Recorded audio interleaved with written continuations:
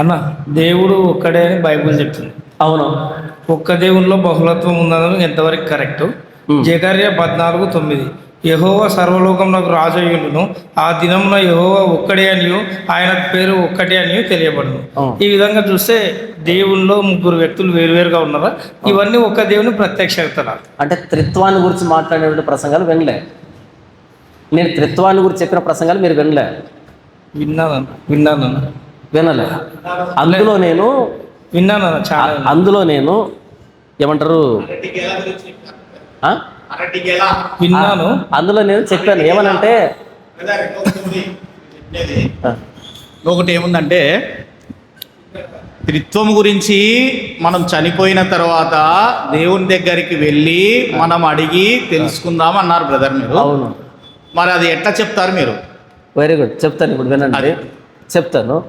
ఆదికాండం మొదటి అధ్యాయం 26 వచనం నుంచి ఏముంటుందంటే, దేవుడైన యెహోవా ఏకవచనం బహువచనమా? ఏకవచనం. తర్వాత నేను నా పోలిక చొప్పున నరులను చేయుదును అని నేను రావాలనా మేము రావాలనా? దేవుడైన యెహోవా మనము మన పోలిక చొప్పున మన స్వరూపమందు నరులను చేయుదుము ఏకవచనాన్ని ప్రయోగించి బహువచనంలో మాట్లాడుతున్నాడు. ఇది ఓల్డ్ టెస్ట్మెంట్ వరకు. ఇప్పుడు న్యూ టెస్ట్మెంట్కి వద్దాం. మీరు సర్వలోకానికి వెళ్ళి సర్వసృష్టికి వెళ్ళి అక్కడ మన అని వచ్చింది కదా, అది మన అనేది నేను వేరే డినామినేషన్లో ఉన్నాను. దేవుడు దేవదూతల సభలో మన అని సంబోధించడం జరిగింది అని. వెరీ శభాష్. ఆ చెత్త ట్రాన్స్లేషన్ ఏంటో నాకు తెలియదు, కానీ దేవుడు తనతో పాటు సృష్టిలో దేవదూతలను కలుపుకోలేదు. మనం దేవదూతల స్వభావంలో పోలికలో లేము. మనం దేవుని పోలిక, దేవుని స్వరూపము. ఓకే, దేవదూతలు ఊదారా జీవవాయువునే ఉప్పని? ఓకే, మనం మన పోలిక చొప్పున అన్నప్పుడు ఇంతకీ దేవదూతల పోలిక ఏంటి, దేవుని పోలిక ఏంటి? ముక్కు దేవుడిది, కళ్ళు దేవదూతలువా? అంటే దేని గురించి మాట్లాడుతున్నాడు? ఇప్పుడు జీవవాయువు ఊదింది ఎవరు? దేవదూతలు కూడా ఊదారా? దేవుడు. కాబట్టి దేవుని సృష్టిలో దేవదూతల ప్రమేయం లేదు. ఉన్నట్టు ఏదైనా రెఫరెన్స్ ఉంటే చూపించండి, నేను వింటాను. ఆ పనికి మన ట్రాన్స్లేషన్ పక్కన పెట్టండి. స్కోఫీల్డ్, అది స్కోఫీల్డ్ ట్రాన్స్లేషనా? ఇంకేంటి?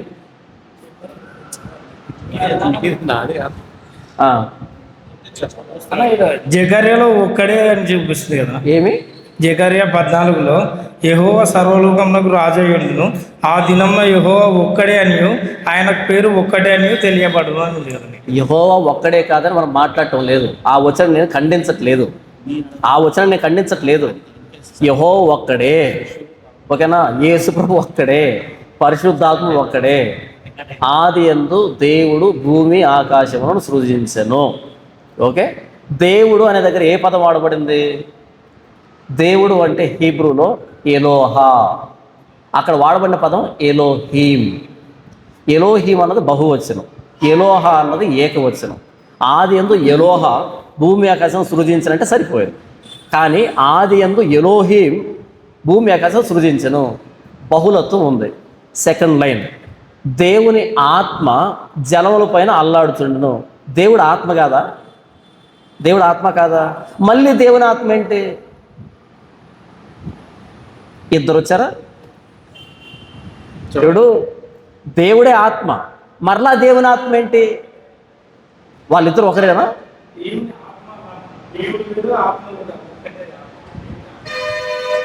పైన దేవుడు అన్నప్పుడు కింద దేవుడు అల్లాడుతున్నాడని రావాలి. కానీ దేవుని ఆత్మ అల్లాడుచుండెను, ఇద్దరు కనపడుతున్నారు. 26 వచ్చేటప్పటికి మనము బహుళత్వం కనపడింది. ఇప్పుడు కొత్త నిబంధనకు వద్దాం. కొత్త నిబంధనలో తండ్రి అయిన దేవుని ప్రేమయు, ప్రభు అయిన యేసుక్రీస్తు కృపయు, పరిశుద్ధాత్మ సహవాసం, వీళ్ళిద్దరు ఎవరు? మనము అనేది క్లియర్ చేయలేదు. ఇది అయిపోయిన తర్వాత వస్తాను. తండ్రి అయిన దేవుని ప్రేమ, ఈయన కదా యెహోవా అంటే. యెహోవాకు సాటి ఎవరు? ఆయన పక్కన కుమారుని కృప ఏంటి, పరిశుద్ధాత్మని సహవాసం, వీళ్ళిద్దరు ఏంటి? ఎవరు ఇల్లు? ఒకే లైన్లో చెప్పబడుతున్నారు. తండ్రి ప్రేమ, కుమారుడు కృప, పరిశుద్ధాత్మ సహవాసం, ముగ్గురు కదా ఇక్కడ కనబడుతున్నారు. మరి పాత్రలో యెహోవా అంటాం. ఇప్పుడు మీరు సర్వలోకానికి వెళ్ళి సర్వసృష్టికి వెళ్ళి సువార్త ప్రకటించండి.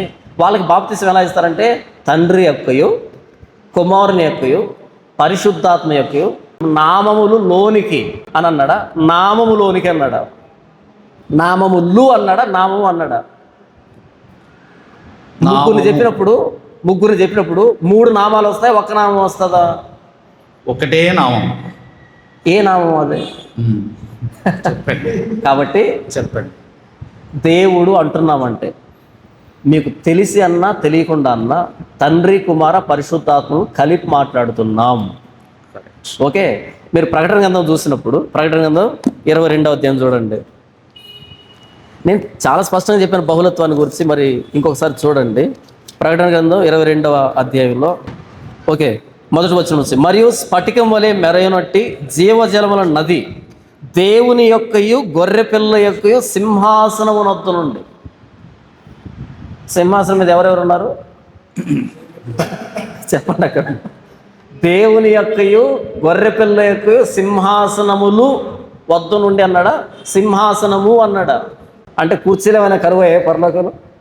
అంటే కుర్చీలు తక్కువ వచ్చాయండి, అందుకే ఒకదాని మీద అడ్జస్ట్ అయ్యారా? సరే చూద్దాం. 2వ వచనం, ఆ పట్టణపు రాజవీధి మధ్యను ప్రవహించుట ఆ దూత నాకు చూపెను. ఆ నది యొక్క ఈవలను ఆవులను జీవవృక్షముండెను. అది నెల నెలకు ఫలించుచు 12 కాపులు కాయును. ఆ వృక్షం యొక్క ఆకులు జనములను స్వస్థపరచుగా వినియోగించును. ఇక మీద శాపగ్రస్తమైనది ఏది దానిలో ఉండదు. దేవుని యొక్కయు గొర్రెపిల్ల యొక్కయు సింహాసనం దానిలో ఉండును కలిపి చెప్పాడు. ఆయన దాసులు ఆయనను సేవించు. ఇంతకు ఎవరి దాసులు ఎవరు సేవిస్తున్నారు? దేవుని యొక్క గొర్రెపిల్ల యొక్క సింహాసనం అందులో ఉంటుంది అన్నాడు. నెక్స్ట్ లైన్ ఏమన్నాడు? ఆయన దాసులు ఆయన సేవిస్తూ. ఇంతకీ ఆయన ఎవరు, ఆయన దాసులు ఎవరు? ఇద్దరు కదా ఉండేది. ఇప్పుడు వారి దాసులు వారిని సేవించు కదా.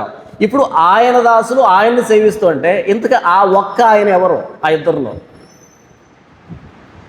షిఫ్ట్ అర్థమవుతుంది మీకు. యేసు ప్రభు అనుకో, మరి ఆయన ఏమైపోయాడు? కూర్చొని వచ్చి లేచి వెళ్ళిపోయాడా? ఆయన లేచి వెళ్ళిపోయాడా? సరే నువ్వు కానీ నేను వెళ్ళిపోతున్నాను. ఆయన దాసులు ఆయనను సేవించు, ఆయన ముఖ దర్శనం చేయించుందరు. ఆయన నామము వారి నొసల యందుండును. ఇంతకు ఎవరి నామం?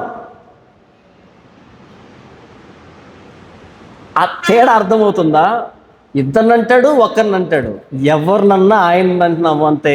తండ్రి కుమార పరిశుద్ధాత్మలుగా ఉన్న ఏకదేవుడు. మనకు ఆదికాండంలో క్లారిటీ లేదు, ప్రకటనలో క్లారిటీ లేదు. మీరు ప్రకటన గ్రంథం 4వ అధ్యాయం చూడండి, చెప్తాను, ఇంకా క్లారిటీ వస్తుంది. ప్రకటన గ్రంథం 4వ అధ్యాయం 8వ వచనం, ఆ 4 జీవుల్లో ప్రతి జీవికి 6 రెక్కలు ఉండెను. అవి చుట్టూను రెక్కల లోపటను కన్నులతో నిండి ఉన్నవి. అవి భూత వర్తమాన భవిష్యత్ కాలంలో ఉండు సర్వాధికారి అయిన దేవుడు మన ప్రభువు పరిశుద్ధుడు పరిశుద్ధుడు అని మానక రాత్రింబవులు చెప్పుచుండును. ఎందుకు ఈ ప్రభు ఎవరు?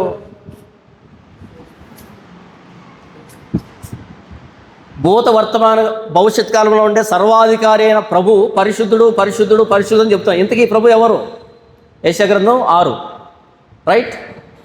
ఆ యెషయా గ్రంథం 6లో ఉన్నది యేసు ప్రభు అని యోహాను 12లో రాస్తాడు. ఓకే, ఇప్పుడు మరలా అదే పట్టుకొచ్చాడు ఇక్కడ పరిశుద్ధుడు.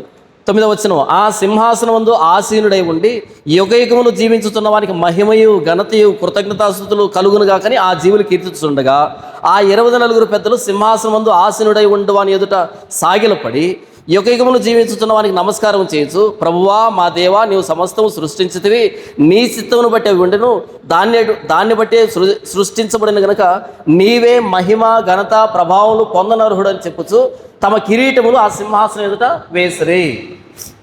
ఈ 4వ అధ్యాయంలో ఒక ఆయన కనపడుతున్నాడు. ఆయనకి మొత్తం ఆపాదించి 24 పెద్దలు తమ కిరీటాలు పడవేశారు. 5వ అధ్యాయం చూడండి, 5వ అధ్యాయం 9-10 నుంచి, ఆ పెద్దలు, ఏ పెద్దలు? 24 పెద్దలు. ఆ పెద్దలు, నీవు ఆ గ్రంథమును తీసుకొని దాని ముద్రలు విప్పుటకు యోగ్యుడవు, నీవు వధించబడిన వాడవై. వధించబడింది ఎవరు? యేసు ప్రభు. నీవు వధించబడిన వాడవై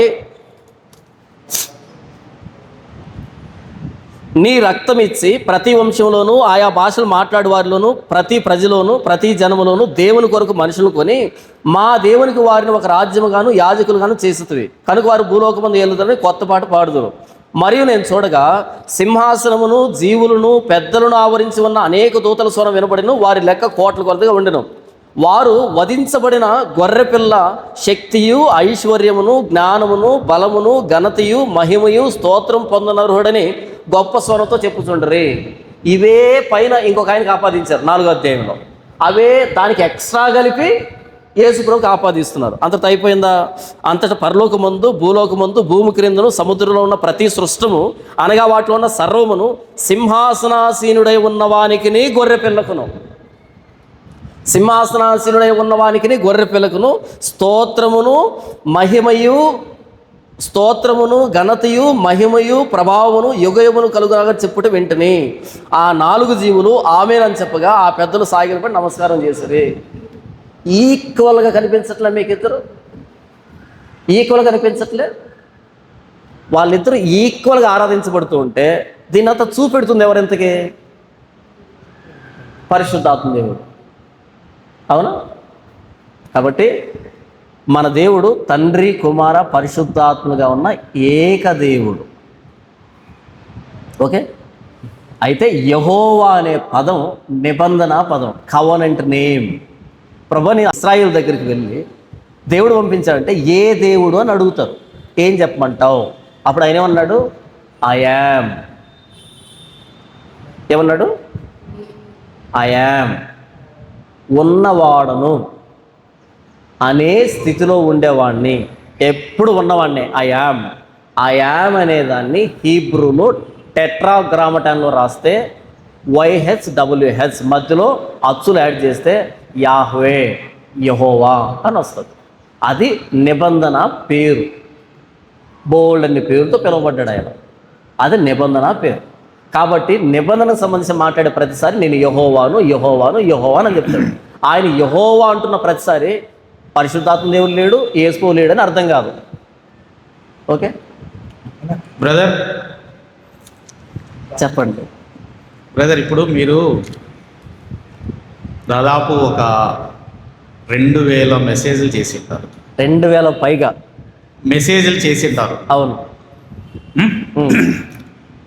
మీకు అకస్మాత్తుగా మీరు చెప్పిన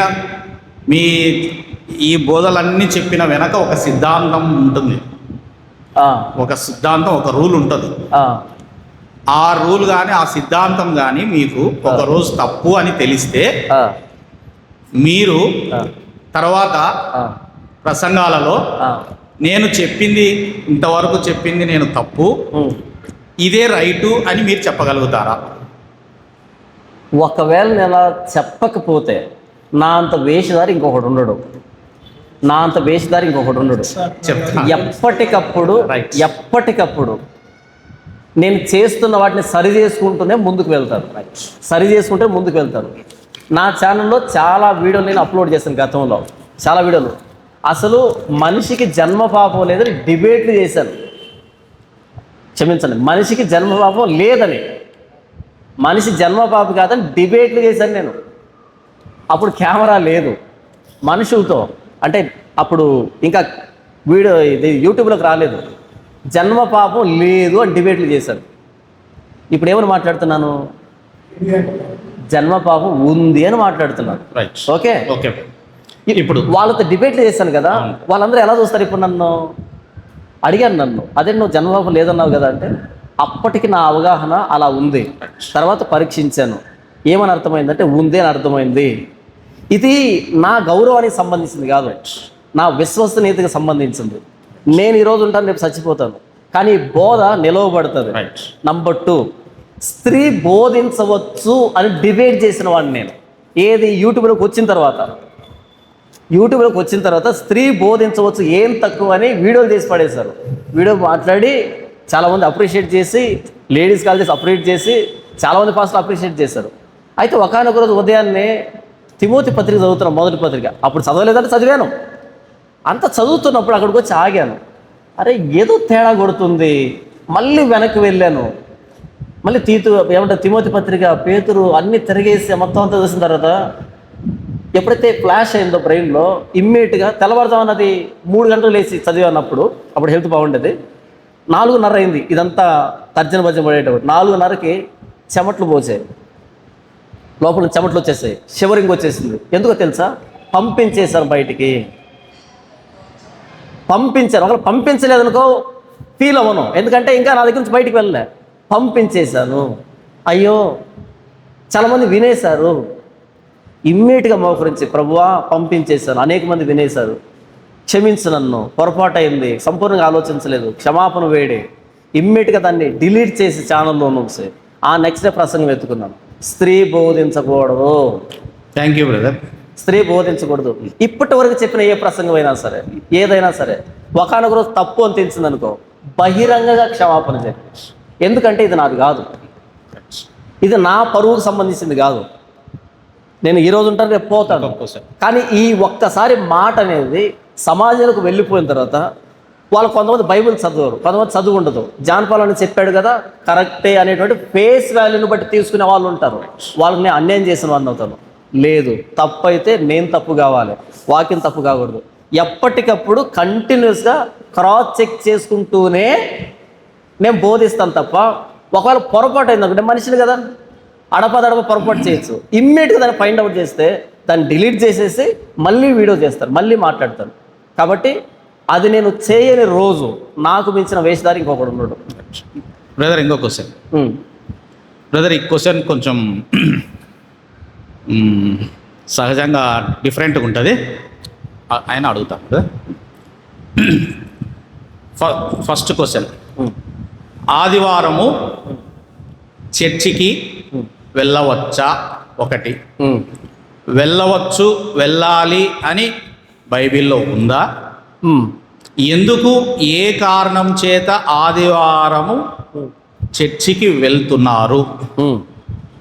చెప్పండి బ్రదర్. చాలా మంచి ప్రశ్న.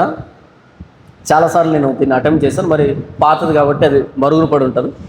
మళ్ళీ ఫ్రెష్గా మనం మాట్లాడుకుందాం. ప్రకటన గ్రంథము 1వ అధ్యాయము 10వ వచనంలో ఇలాగ రాయబడింది, ప్రభువు దినమందు ఆత్మవశుడినై ఉండగా బోరధ్వని వంటి గొప్ప స్వరము అని రాయబడింది. ఒక రోజుని ఆయన ప్రభువు దినం అని పిలిచాడు. ఆదివారం లేదా సోమవారం, మంగళవారం ఇలా కాకుండా ప్రభువు దినం అని ఒక రోజుని పిలిచాడు ఆయన. ఒక రోజుకి ప్రభువు దినం, లార్డ్స్ డే, ఓకే, ఆయన పిలిచాడు. ప్రభు దినం అంటే ఏమై ఉంటుంది అనేది ప్రశ్న. మనం క్రైస్తవులో ఏం చేస్తామంటే అపోస్తుల బోధ యందును సహవాసం అందును. ఎవరి సహవాసం? అపోస్తుల సహవాసం. రొట్టె విరుచుటేందును, ప్రార్థన చేయటం, ఈ 4 క్రిస్టియన్కి ప్రామాణికం. ఎవరు బిహేవ్ చేసినట్టు చేస్తామంటే అది వాక్యంలో లేకపోయినా సరే అపోస్తులు బిహేవ్ చేసినట్టు. సహవాసం, ఫెలోషిప్. అపోస్తులు కొన్ని చేస్తుంటారు, ఓకే, అన్నీ రాయరు. ఏదైతే రాయాలో రాసి ఉంటారు, ఏదైతే బిహేవ్ చేయాలో, ఏదైతే ఒక ట్రెడిషన్ లాగా అప్పగించాలనో నెక్స్ట్ జనరేషన్కి, అలా కొన్ని చేస్తుంటారు వాళ్ళు. అలా ఆదిమ అపోస్తలులు ప్రభువుని ఆరాధించడానికి కూడుకున్న రోజు ఆదివారం.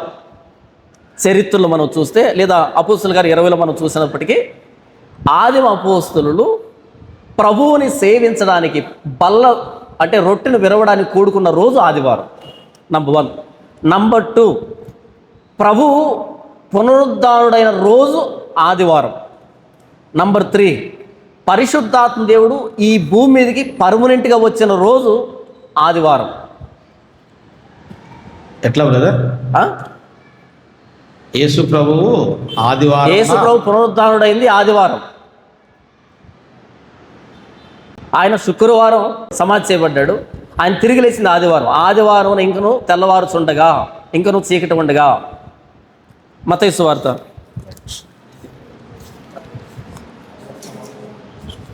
మత్తయి సువార్త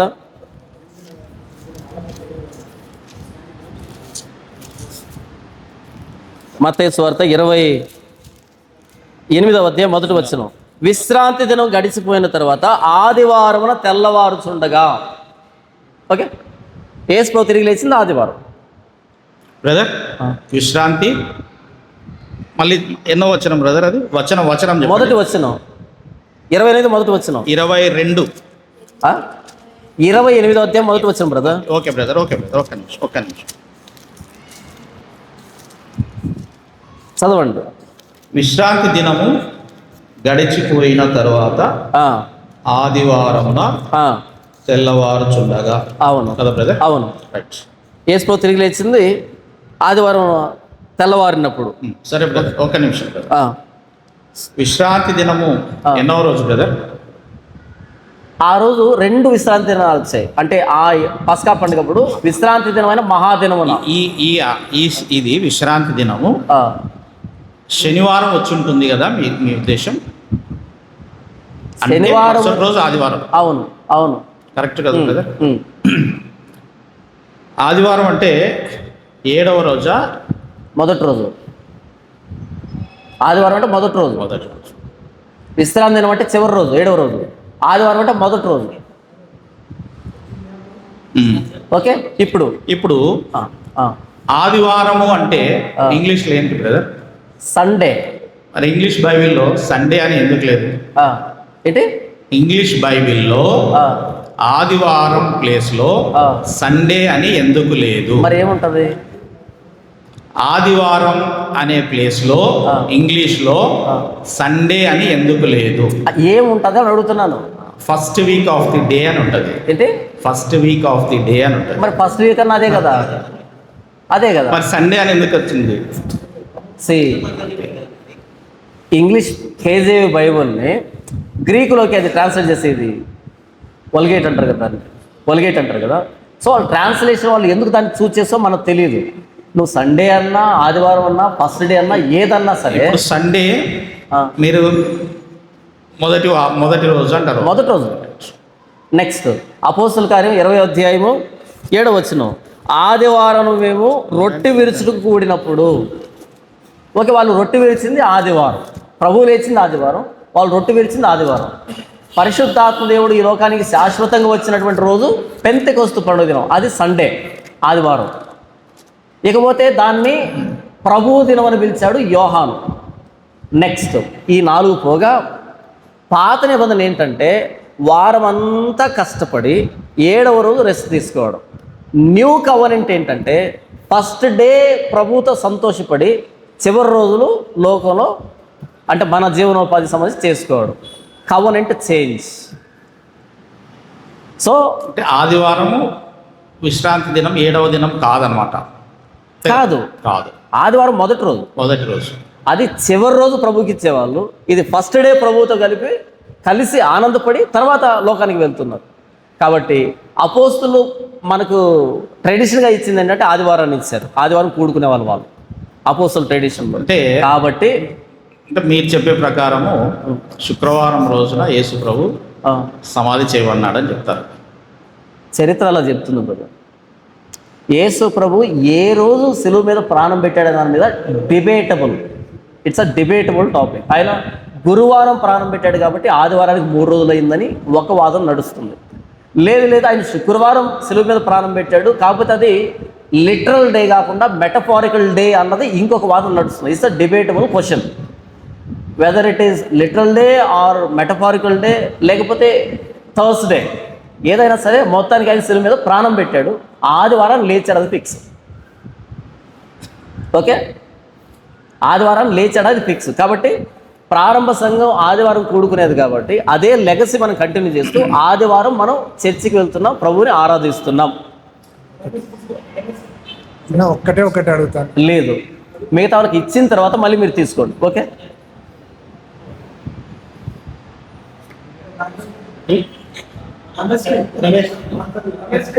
ఈయనకివ్వండి అడుగు. బ్రదర్, మలాకి గ్రంథం నుంచి ఆ, మత్తయి సువార్త వరకు దాదాపు 400 చిల్లర సంవత్సరాలు ఆ, నిశ్శబ్దంగా ఉంది. అవును. అక్కడ ఎందుకు నిశ్శబ్దంగా ఉన్నాయి ఉమ్. ఆ విషయం గురించి మీరు చెప్తారా? ప్రభు దానికి ఖచ్చితమైనటువంటి రీజన్ని బైబిల్లో రాయించలేదు. కాబట్టి ఇందుకు అని నేను చెప్పలేను, బైబిల్ లేదు అది.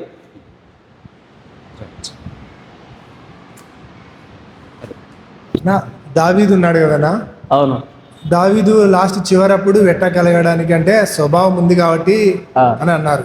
అవును, స్వభావం ఉంది కాబట్టి ఆమెను తీసుకొని వచ్చినారు అని అంటే అవును.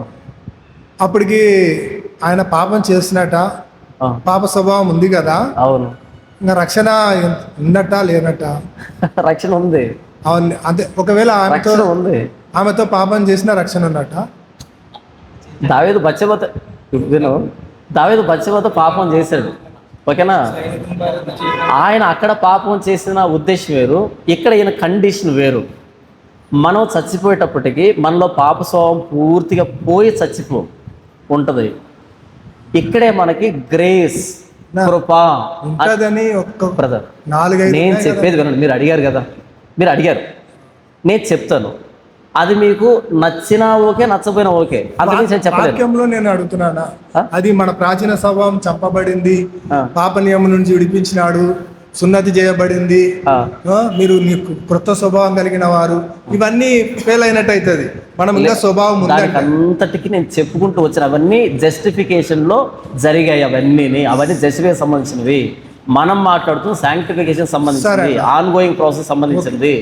కాబట్టి మనం శరీరంలో ఉన్నామంటే శరీర సంబంధమైనటువంటి లక్షణాలు ఉంటాయి అనే దానికి అది ఎగ్జాంపుల్ చెప్పాను నేను. ఎందుకు ఏ వయసులో అయినా సరే మన పాప స్వభావం ఉంటుంది, కాబట్టి శరీరం సహకరించదు అనే దానికి చెప్పాను నేను. అదే స్వభావం ఉంటుంది అని అంటున్నాం మనం. అదే కదా అంటున్నా, ఉంటుంది. అది ఉంటుంది కాబట్టి గ్రేస్ అనేది వ్యాలిడ్ అవుతుంది, కృప అనేది. ఒకవేళ అది లేదనుకో, కృప అనేది ఇన్వాలిడ్ అవుతుంది. ఇది పాపం ఉండదు. ఉదాహరణకి 35 మార్కులు వచ్చాయనుకో, ఇప్పుడు ప్రభుత్వం దయ చూపించాల్సిన అక్కర్ల వీళ్ళ మీద, వాడు పాస్ 32, 31, 30 వచ్చి నిలబడ్డాడు అనుకో, అప్పుడు ప్రభుత్వం గ్రేస్ మార్క్ అనేది ఇవ్వాలి. అదే ఈ గ్రేసు వానికి ఇవ్వాల్సిన అవసరం లేదు. క్రీస్తే గ్రేసు మనకు ఉచితంగా బహుమానము. మీరు చెప్పిన నాకు అర్థమైంది, కానీ ఇక మైక్ వేరే వాళ్ళు. ఇప్పుడు దావీదు బెత్షెబాతో పాపం చేసినప్పుడు రక్షణ పోయినట్టేనా? చేయలేడు ఆయన. బెత్షెబాతో చేశాడు కదా, చేయలేడు. బెత్షెబాతో చేశాడు కదా, అదే పోయిందా? అప్పుడు పోయినట్ట రక్షణ పోయిందా? పోయింది, మళ్ళీ వచ్చిందంటారా? మళ్ళీ వచ్చింది కదా, మళ్ళీ కూడా ప్రార్థన చేస్తుండే ఆయన పశ్చాత్తాపం అలవాటు. మళ్ళీ ఇచ్చినాడు. కీర్తనలో చాలా మట్టుకు రెపెంటెన్స్ కీర్తనలు ఉంటాయి కదా, ఇంకో కీర్తన వచ్చిండేది అద్భుతంగా, అభిషేకంతో పాపం చేద్దా మళ్ళీ రిపెంటెన్స్ కీర్తన రాస్తుండేవాడు. కాబట్టి పోతుంది అన్నప్పుడు మనం ఉచితము, బహుమానము, నీతి, దానము అనే మాటలకి అర్థం లేకుండా. దానం అంటే సంపాదించింది కాదు, ఫ్రీగా ఇచ్చింది అంటే మనం చేయలేం. కాబట్టి నేను ఒక బిచ్చాన్ని 10 రూపాయలు దానం చేసి ఇక్కడ పోయినా, మీరు మాట్లాడిన దాంట్లోనే సమాధానం ఉంది. ఎప్పుడైతే దాన్ని దానము అని పిలుస్తున్నారో, మనం సంపాదించింది కాదు. అంటే మనం సంపాదించడానికి సామర్థ్యం లేదు. దానం అంటే ఫ్రీ ఎవరికి ఇస్తాడు? లేని వాడికి, చేయని వాడికి. ఒకవేళ దానికి అర్హుడైతే వాడికి దానం ఇస్తే దానం కాదు అది. పని చేసేవాడికి జీతము రుణమే గాని దానం అని ఎంచబడదు. ఆయన నీతి అనే పుణ్యదానాన్ని మనకు చేశాడు అంటే క్రీస్తు, నేను ఎప్పటికీ నీతిమంతుని కాలేను కాబట్టి ఆయన నీతిని దానం చేశాడు అని అర్థం. దాంట్లోనే ఉంది మనకు ఫ్రీగా వచ్చిందని. చేసినాడు కదా. ఇప్పుడు నేను ఒక 10 రూపాయలు దానం చేసి ఇంకా ముందరికి లేదు నా 10 నువ్వు నాకు అవసరం ఉందని ఒక వ్యక్తిని అడగలుగుతావా? యేసుప్రభు ఇప్పుడు అడగలేదే. మన రక్షణ ఆయన నీతి వల్ల అక్కడ యేసుప్రభు తిరిగి అడుగుతున్నాడుగా అంటున్నది. అది పోగొట్టుకుంటే నువ్వు పోతుంది కదా. 10 రూపాయలు దానం చేస్తాడు యేసుప్రభు, 10 రూపాయలు దానం చేస్తాడు. దీన్ని ఖర్చు పెట్టుకోకు, దీన్ని ఉపయోగించుకో, దీన్ని ఏమంటారు, దీన్ని కాపాడుకో అని చెప్పావు. నువ్వు పోగొట్టుకున్నావు అనుకో, పోయినట్టే కదా. కాపాడుకుంటే మళ్ళీ దానం అన్నాడు, ఉచితం అన్నాడు, బహుమానం అన్నాడు. దానం చేశాడు, దానం చేసిన దాన్ని దుర్వినియోగం చేయొచ్చు, దాన్ని కాపాడుకోవచ్చు. దుర్వినియోగం చేయొచ్చు, పోతుంది అని అంటున్నా. దుర్వినియోగం చేస్తే పోతుంది. బ్రదర్, ఒక మీ అనుచరుడే క్వశ్చన్స్ పంపించాడు. పర్లేదు, అడగండి. యేసుక్రీస్తు మరణించింది ఎవరి కోసం అంటే అందరి కోసమా, కొందరి కోసమా, ఆయన ప్రజల కోసమా, తన ప్రజల ప్రతి మానవుడి కోసం. ఓకే. యేసుక్రీస్తు 3 రాత్రి పగలు సమాధిలో ఉన్నాడు. యేసుక్రీస్తు ఒక్కరా, ముగ్గురా? యేసు ఒక్కడే. అడుగుతావు సుబ్బు? అయిపోయినాయి. సరిగ్గా వింటే అయిపోతాయి. వస్తాయి. మీకేమైనా ఉన్నాయా ప్రశ్నలు? ఏం ప్రశ్నలు లేవా? నెక్స్ట్ టైం నన్ను పిలవరు అయితే.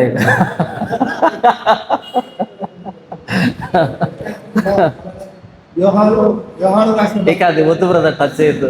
పాపంలో ఒప్పుకొని రక్తం కడుగుతుంది అనేది వినండి. ఆల్రెడీ చెప్పేశాను కదా, ఎంతసేపు తవ్వినా అదే వస్తుంది. ఎంతసేపు మాట్లాడినా సేమ్ అదే. రెఫరెన్స్ మార్చాలి, ఎక్స్ప్రెషన్ సేమ్. బ్రదర్, ఒకటి యోహాను సువార్త 1వ అధ్యాయం 1వ వచనంలో ఆ, వాక్యము గురించి వ్రాయబడింది. అవును. ఆది యందు వాక్యం ఉండెను, వాక్యం దేవుని యొద్ద ఉండను, వాక్యం దేవుడై ఉండను.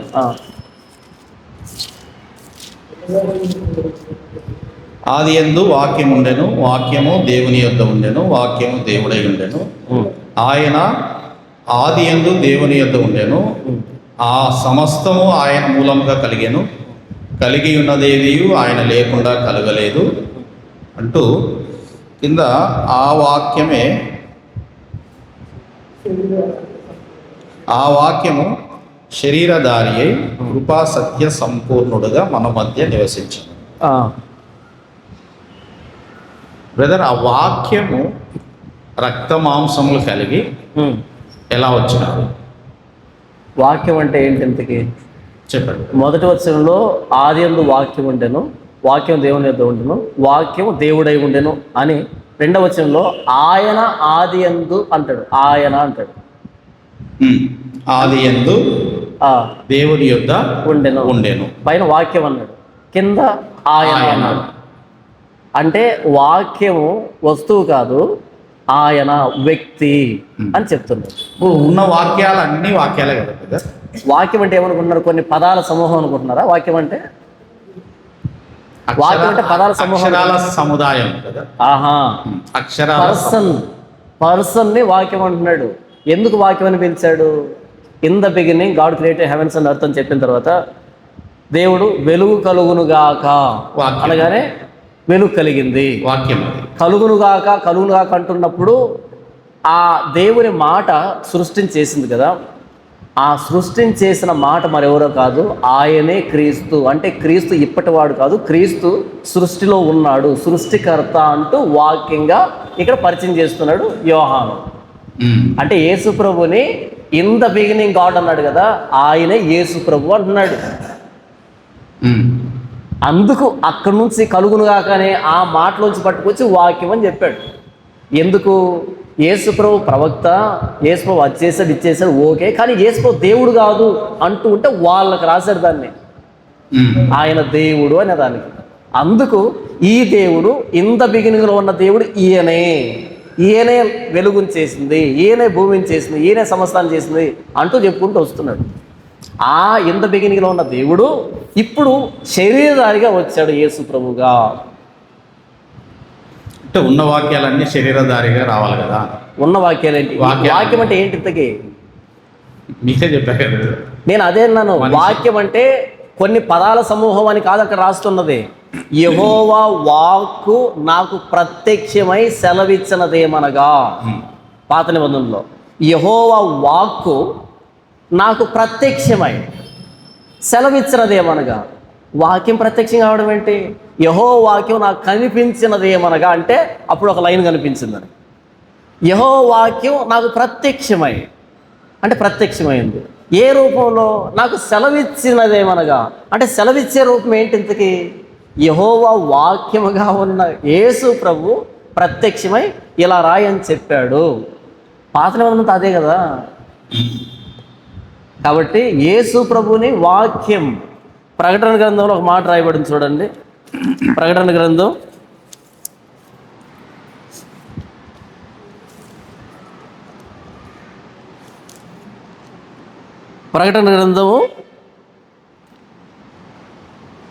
19వ అధ్యాయము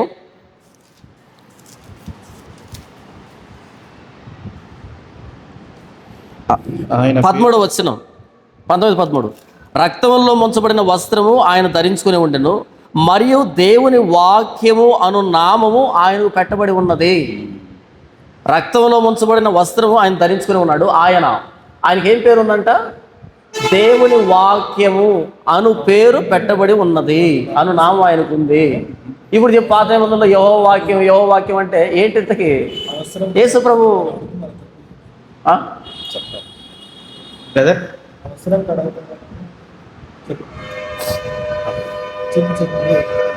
అడగండి. ఆ వస్త్రం ఉంది కదా, అది కడగబడుతుండే కదా, అది ఏమన్నా అని అర్థం కాలేదబ్బా. ఇక్కడ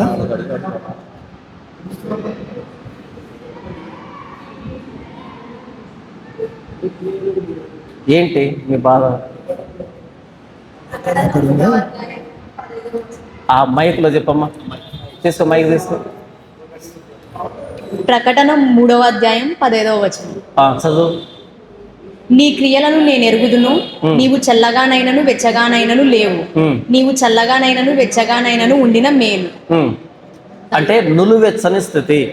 నులువెచ్చని స్థితి అంటే అటు చల్లగా ఉండడము, వేడిగా ఉండడం అన్నది ఏదో ఒక వైపు తీసుకోవడం. ఇటు వేడిగా ఉండడం అంటే దేవుల్లో ఉండడం, అటు చల్లగా ఉండడం అంటే లోకంలో ఉండడం. కానీ నువ్వు నులువెచ్చగా ఉన్నావంటే నా బిడ్డనని చెప్పుకుంటున్నావు, లోకంలోనే ఉన్నావు. కాబట్టి నామకార్థ జీవితాన్ని జీవిస్తున్నావు, నులువెచ్చగా ఉన్నావు. కాబట్టి అలా ఉండొద్దు. లోకంలో ఉన్నావు ఓకే, దేవుల్లో ఉన్నావు ఓకే. దేవుల్లోనూ లోకంలోనూ ఉంటే అది నులువెచ్చని స్థితి. సింపుల్ చెప్పాలంటే ఇప్పుడు మనం నీళ్లు పోసుకుంటాం కదా, ఎలా పోసుకుంటాం? గోరువెచ్చటి అంటాం. అంటే మన శరీరానికి అనుకూలంగా. చల్లగా ఉన్న శరీరం భరించలేదు, వేడిగా ఉన్న భరించలేదు. గోరువెచ్చగా అంటే శరీరానికి అనుకూలంగా మలుచుకుంటాం కదా. అలాగే ఇటు భక్తిపరుడు కాదు, అటు లోకస్తుడు కాదు, మొత్తం నీకు అనుకూలంగా మలుచుకుంటున్నావు. అదే. ఇంకేమైనా ప్రశ్న ఇవ్వండి.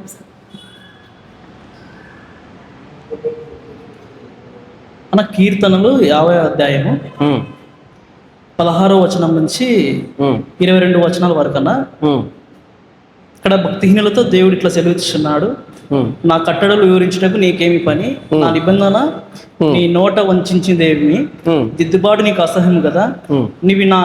నీవు నా మాటలను నీ వెనుకకు త్రోసివేసేదవు, నీవు దొంగను చూచినప్పుడు వానితో ఏకమించదువు, వ్యభిచారులతో నీవు సాంగత్యం చేసేదవు. ఇలా క్రిందికి లాస్ట్ వచనం వరకు ఈ వచనాలు ఎవరితో చెప్తున్నాడు? భక్తిహీనులతో మాట్లాడుతున్నాడు. అంటే భక్తిహీనులు కూడా వాక్యం చెప్తున్నట్టు. వాళ్ళు దేవుళ్ళలో ఉన్నారు, దేవుళ్ళలో నుంచి వచ్చి మరలా భక్తిహీనులతో ఏకీభవిస్తున్నారు, తప్పులు చేస్తున్నారు. అలాంటప్పుడు ఎందుకు నువ్వు తప్పు చేస్తూ కూడా ఇలా మాట్లాడుతున్నావు అని హెచ్చరిస్తున్నాడు. బయటికి రా, లేదా అలాగే వెళ్ళిపో.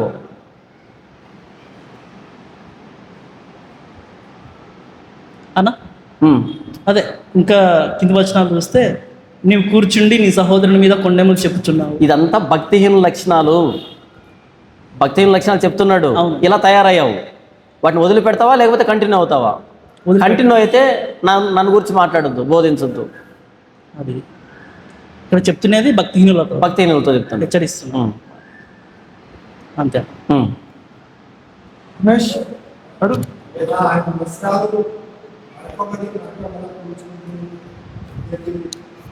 అలా ఒకసారి దేవుడికి 2000 ఆయన ఇచ్చినటువంటి వస్త్రాలు అన్నాం కదా, నీతి వస్త్రాలు అని అనుకుంటున్నాం కదా, అవి మళ్ళా మరకబడి మనం పాపాలు చేస్తున్నప్పుడు అలా కడగబడుతుండాలా, మరం మడకబడుతుంటే అది ఎక్కడ ఉందని అట్లా. అది ఆయన మొదటి యోహాను పత్రిక, ఆయన ఇచ్చిన వస్త్రాలు మరకలు పడుతుంది. మొదటి యోహాను పత్రిక 1వ అధ్యాయము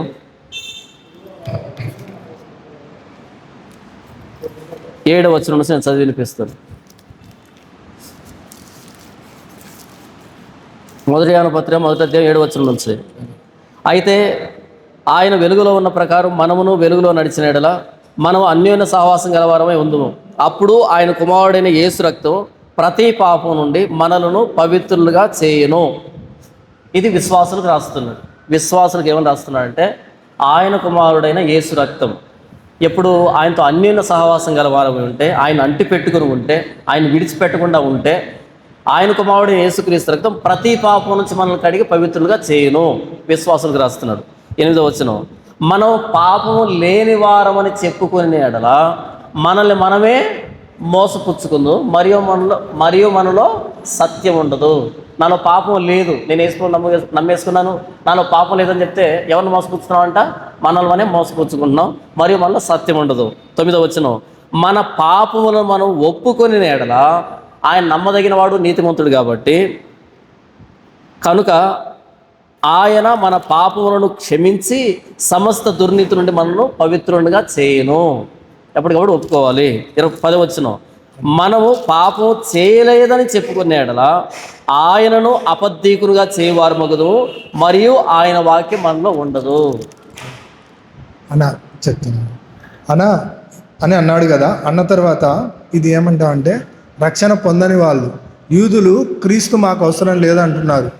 వాళ్ళతో మళ్ళీ కింద ఏమంటాడంటే మన పాపములను మనం ఒప్పుకొనిన ఎడల ఆయన మన పాపాలను క్షమించి సమస్త దుర్నీతి నుండి మనలను పవిత్రులుగా చేయును. అవును. అంటే పవిత్రులుగా చేసి మళ్ళీ ఆడ పాపాలు ఒప్పుకుంటున్నారు పైన, కాబట్టి మళ్ళీ కింద మళ్ళీ పవిత్రులుగా చేస్తున్నాడా? రెండోసారి పవిత్రతన ఇది? యోహాను పత్రిక రాయబడింది, యోహాను విశ్వాసులకు రాశాడు. విశ్వాసులకు రాసి మనం దేవునితో అన్యోన్య సహవాసంలో ఉండాలి. ఇదే పాయింట్ అన్న, విశ్వాసులకు రాస్తున్నాడు అంటాం కదా, అట్టనే అవిశ్వాసులతో కూడా చెప్తాడు. 2వ అధ్యాయంలో ఏమంటాడంటే మీరు సత్యం ఎరగని వారైనందున నేను వ్రాయలేదు కానీ యేసు క్రీస్తు కాడని చెప్పువాడు తప్ప ఎవడబద్ధికుడు, తండ్రిని కుమారుని ఒప్పుకొనని వీడే క్రీస్తు విరోధి. అది రాస్తుంది ఎవరికి? అవిశ్వాసులు. అలా కాదు, వారు మనలో నుండే బయలు వెళ్ళిరి. వారు ఎక్కడి నుంచి వెళ్ళారు? వీళ్ళు క్రీస్తు. నేను చెప్పేది వినండి బ్రదర్, మీరు చెప్పేది విన్నా కదా, నేను ఎక్స్ప్లెయిన్ చేయాలి కదా. 2వ అధ్యాయము 18వ వచనం, చిన్నపిల్లలారా ఇది కడవరి గడియ, క్రీస్తు విరోధి వచ్చినని వింటివి కదా, ఇప్పుడును అనేకులైన క్రీస్తు విరోధులు బయలుదేరి ఉన్నారు. ఇది కడవరి గడియ అని దీని చేత తెలుసుకొనిచున్నాం. ఇంతకు వీళ్ళు ఎవరు అంటే వారు మనలో నుండి బయలు వెళ్ళిరి కానీ వారు మన సంబంధులు కారు. అంటే వీళ్ళు ఎవరు? యేసుని నమ్మారు, కొద్ది కాలం ఉన్నారు, ఇప్పుడు కొత్త డాక్టర్ని వచ్చిన వాళ్ళకి దాన్ని అంగీకరించి ఏం చెప్తున్నారు? యేసు ప్రభుని తండ్రిని ఒప్పుకోవట్లేదు, కాబట్టి వీళ్ళు క్రీస్తు విరోధులుగా మారిపోయారు, కాబట్టి వీళ్ళకు దూరంగా ఉండండి అని చెప్తున్నాడు. లేదు లేదు ఇదేంటి అన్న? లేదంటే వదిలిపెట్టేయండి, ఇబ్బంది ఏం లేదు. కింద వచ్చానని చదువుతాను. నేనేమంటున్నా, అయితే మీరు మొదటి నుండి దేని వింటారో విను. వారు మనలో నుండి బయలు వెళ్ళిరి కానీ వారు మన సంబంధులు కారు, వారు మన సంబంధులైతే మనతో కూడా నిలిచి ఉందురు, అయితే వారందరూ మన సంబంధులు కారని ప్రత్యక్షపరచబడినట్లు వారు బయలు వెళ్ళిరి. ఏముంది అక్కడ? వీళ్ళు క్రీస్తును కుమారునిగా ఒప్పుకోవడం లేదు, అందుకే వాళ్ళు క్రీస్తు విరోధులు. అయితే విశ్వాసులు కాదు. విశ్వాసులని ఎట్లా అంటావు? విశ్వాసులు క్రీస్తు అని అంగీకరించే వాళ్ళు. బ్రదర్ మీరు అర్థమై మాట్లాడతారు లేదో నాకు తెలియదు కానీ ఇక్కడ వీళ్ళు మనలోంచి బయలు వెళ్ళారు, బయలు వెళ్ళేటప్పటికి వాళ్ళు మనం అంగీకరించొద్దే కా. వీళ్ళ కాదు రాస్తున్నది పత్రిక, వీళ్ళను గుర్తుపట్టమని విశ్వాసులకు రాస్తున్నాడు. పత్రిక రాస్తున్నది వెళ్ళిన వాళ్ళు కాదు, పత్రిక రాస్తున్నది లోపలున్న విశ్వాసులకి రాసి వాళ్ళను గుర్తుపట్టండి, వాళ్ళు మన వాళ్ళు కాదని వీళ్ళతో చెప్తున్నాడు. సరే, వీళ్ళతో మాట్లాడుతూ పాపం నొప్పుకోండి యేసు కడుగుతాడని మాట్లాడుతున్నాడు. మీరేం చేస్తున్నారు? వాళ్ళని కోట్ చేస్తున్నారు. ఇప్పుడు ఆడ అన్ని విశ్వాసులకే అని అనలేము కదా, అట్లా అంటే అక్కడ అవిశ్వాసులతో కూడా చెప్తున్నాడు, విశ్వాసులకు ఇట్లా ఉండొద్దని కూడా చెప్తున్నాడు అనొచ్చు కదా. కనీసం నేనేం చెప్తున్నాను అనేది కూడా మీరు పట్టించుకోకుండా ఏం చెప్తాను ఇక్కడ? ఏ పత్రిక అవిశ్వాసులకు రాయలేదు, ఏ పత్రిక రాయలేదు, ఏ అపోస్తులు రాయలేదు. ప్రతి పత్రిక విశ్వాసులకే రాశాడు. విశ్వాసుల్లో ఉన్న కలవరాన్ని, అపోహల్ని, సందేహాల్ని, ఆ చర్చిలో ఉన్న పరిస్థితులు చక్కబెట్టడానికి రాశాడు కానీ అవిశ్వాసులకు రాయలేదు. అవిశ్వాసులకు పత్రిక కాదు, అవిశ్వాసులకు సువార్త. ఇప్పుడు యేసుక్రీస్తు కాడ్ అనేది మత్తయి సువార్త, మార్కు సువార్త, లూకా, యోహాను, ఈ సువార్తలు అవిశ్వాసులకి. ఓకే, పత్రికలు విశ్వాసులకి. ఏం చేద్దాం? లేదనా అవిశ్వాసులు. ప్రకటన గ్రంథం పాస్టర్లకి. సరే, వెళ్ళిన తర్వాత మళ్ళీ రీసెర్చ్ చేయండి. సువార్తలు అవిశ్వాసులకి, పత్రికలు విశ్వాసులకి, ప్రకటన గ్రంథం పాస్టర్లకి. ఇప్పుడు యేసుక్రీస్తు కాడని అంటుండేది కుమారుని ఒప్పుకొనంది విశ్వాసం నుంచి వెళ్ళినారు అని అంటున్నాం కదా, అంటున్నారా? ఇక నేను ఎంత చెప్పినా, రేపు చెప్పినా మీరు వినరు కానీ అక్కడ విశ్వాసులకు రాస్తూ విశ్వాసుల గురించి, ఆత్మీయ స్థితిని గురించి మాట్లాడుతూ నెక్స్ట్ స్టెప్లో బయటికి వెళ్ళిన వాళ్ళ గురించి జాగ్రత్తలు చెప్తూ వాళ్ళు క్రీస్తు విరోధులుగా మారిపోయారు, మనలోంచి వెళ్ళారు, క్రీస్తులుగా మారిపోయారు అని చెప్పి మాట్లాడుతున్నాడు. సింపుల్, అది లోపల ఉన్న వ్యక్తులు రాశాడు. ఫస్ట్ అధ్యాయంలో మరియు మనలో పాపము లేదని మనం చెబితే మనల్ని మనమే మోసపుచ్చుకున్న వాళ్ళము అంటే దాని అర్థం ఏంటి? క్రీస్తునే వద్దనే అర్థం అదేనా? సరే, అయితే నేను చెప్పాల్సింది చెప్పాను బ్రదర్, నేను చెప్పాల్సింది సత్యమును వద్దంటున్నారు కాబట్టి. ఇంకేమైనా ప్రశ్న ఉందా ఎవరికైనా? క్రీస్తు పవిత్ర ప్రశ్న ఉందా లేదా? ప్రశ్న సరే అయితే మనం క్లోజ్ చేసేసుకుందాం. ఉందా? అడుగు చిన్నది. అడుగు. మత్తయి సువార్త అడుగు నల్లగా. 4వ అధ్యాయంలో యేసుక్రీస్తుకు అపవాదికి అది శోధిస్తాడు కదా, అది అంటే ఫేస్ టు ఫేస్ జరిగిందా ఎట్లా? అది గట్టిగా అడుగు, నాకు వినపడలేదు. యేసు ప్రభువుకు అపవాదికి డిస్కషన్ జరుగుతుంది కదా, అవును. అది ఎట్లా భౌతికంగా ఫేస్ టు ఫేస్ జరిగిందా ఎట్లా అనేది? భౌతికంగా జరిగింది, ఫిజికల్ గా జరిగింది. అవును, Physical గా. అదే డౌట్ అన్న. భౌతికంగా జరిగింది. మైకులో రక్షణ పొందుకున్న తర్వాత రాతి గుండెని తీసివేసి మాంసపు గుండెని ఇస్తానన్నారు కదా, దానికి ఎక్స్ప్లెనేషన్. Very good. రాతి గుండెను తీసివేసి మాంసపు గుండెను ఇస్తా అన్నాడు. రాతి గుండె అంటే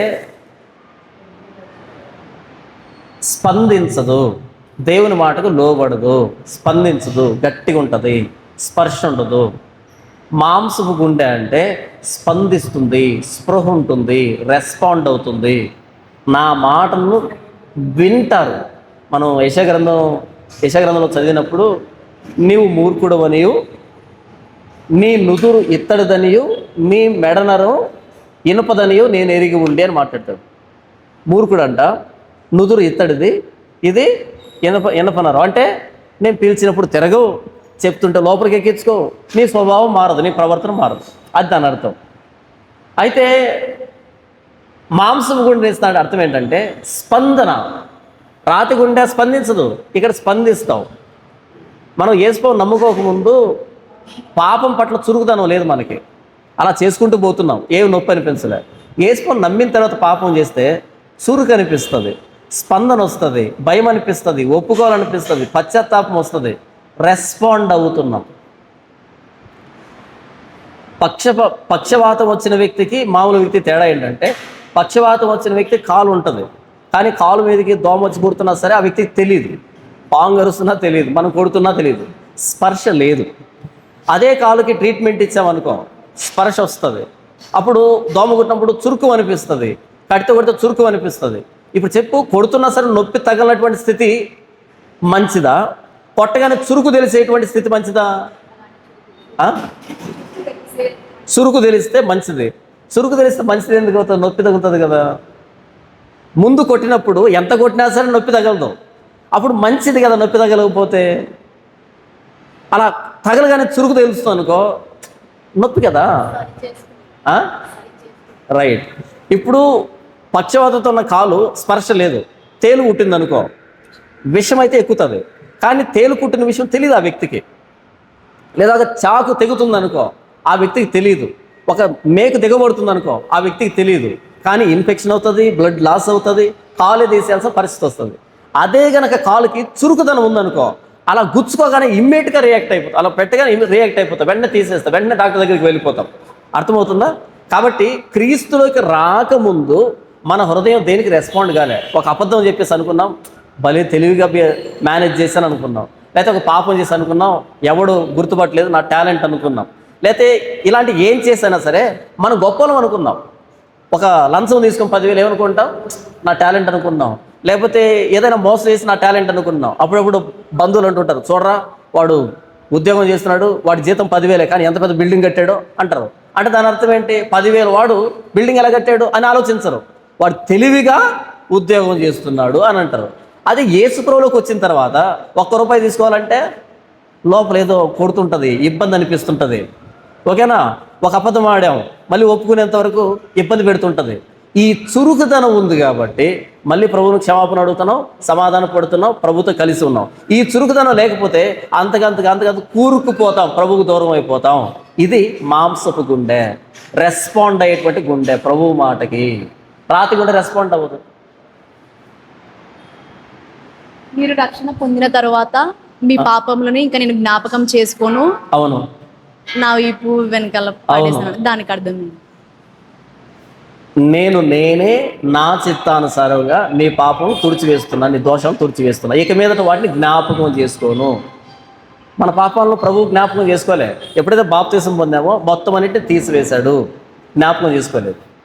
తీసివేసింది చచ్చిపోయేంత వరకు తీసివేశాడా? బాప్తిసంలో మన పాపాలని తీసివేశాడు, మన పాపాలని జ్ఞాపకం చేసుకోడు ఆయన. అయితే ఇక మీదటి నుంచే మనం ఏదైతే కంటిన్యూ అవుతున్న పాపాలు జరుగుతున్నాయో వీటికి ఎప్పుడెప్పుడు క్షమాపణ అడుగుతూ ఉండాలి.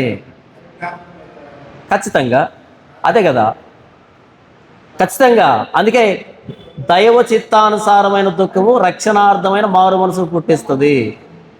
కాబట్టి నీవు ఏ స్థితిలో నుంచి పడ్డావో దాన్ని జ్ఞాపకం చేసుకొని మారు మనసు పొందితేనే సరే, లేకపోతే దీపస్తంభాన్ని తీసివేస్తాను. అది ఇంకా